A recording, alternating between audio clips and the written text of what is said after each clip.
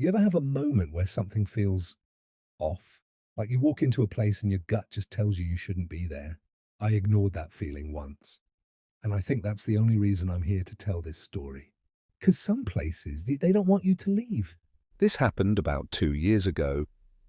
It was late fall and I had just left a friend's wedding in a small town, about 5 hours away from home.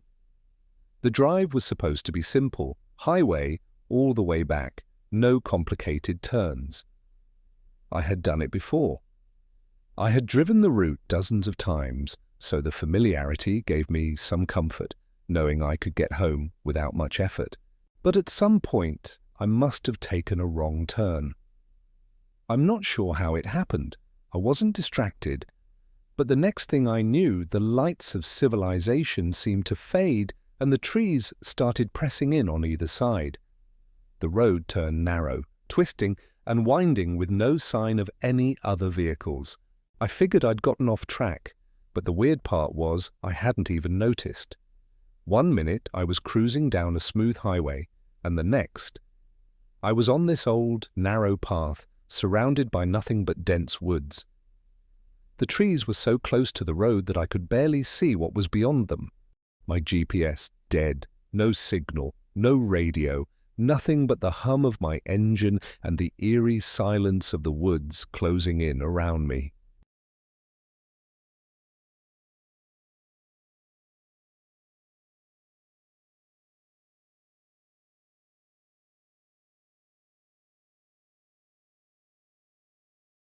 And then I saw it.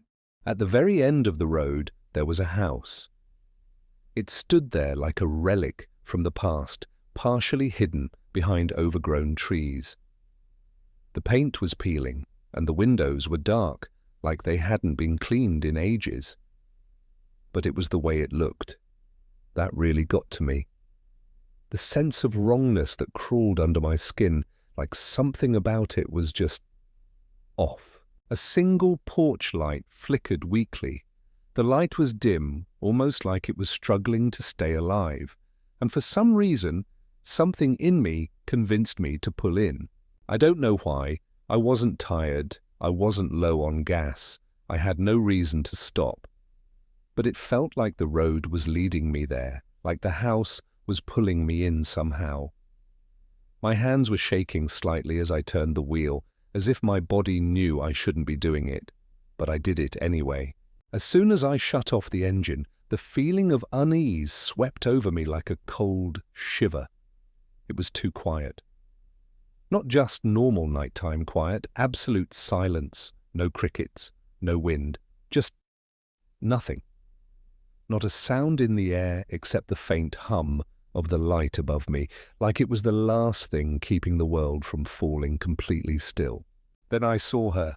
A woman, standing in the upstairs window, her face barely visible in the shadowy gloom.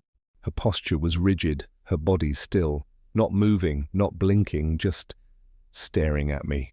I should have driven off right then. In hindsight, I know I should have. But something held me in place. I thought to myself, maybe it was just an old woman, someone who needed help. Maybe she was stranded or lost, stupid. But I told myself that, at the very least, I should offer some assistance. And before I even realized what was happening, I found myself stepping out of the car. The instant my foot hit the porch, a voice echoed in my ear, right behind me. "Go inside." I whipped around, my breath catching in my throat. No one was there. But then the door, the front door that had been slightly ajar, creaked open wider, as if inviting me in. I stood there for a moment, rooted to the spot. A strange pull tugged at me, and before I could fully comprehend what I was doing, my feet moved toward the door. I tried to shake the feeling off. I tried to convince myself it was just my imagination, but every instinct I had was screaming at me to turn around and leave. But I didn't. I stepped inside. The air inside the house was wrong, heavy, like the very air had absorbed years of dust, decay, and something darker. The place looked abandoned, untouched, for decades.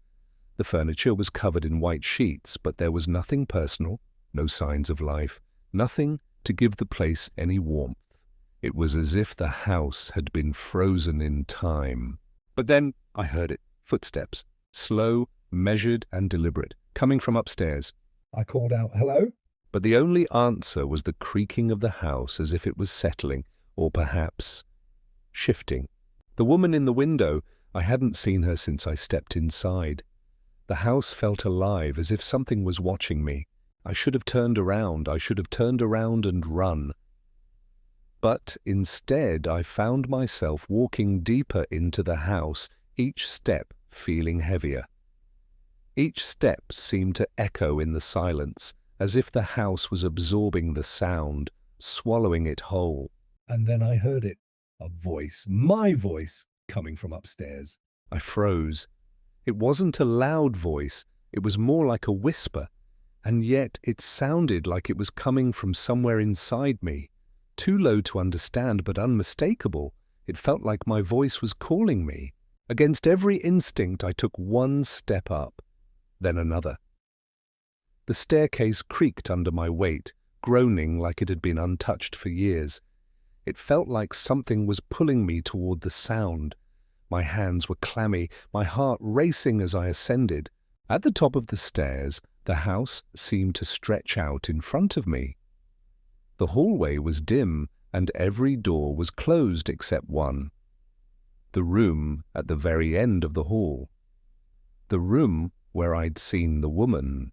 The door was cracked open just a sliver, enough for me to see inside. I walked toward it, slowly, my feet dragging, almost as if something was holding me back, trying to keep me from stepping forward. And then I saw it. Inside was myself.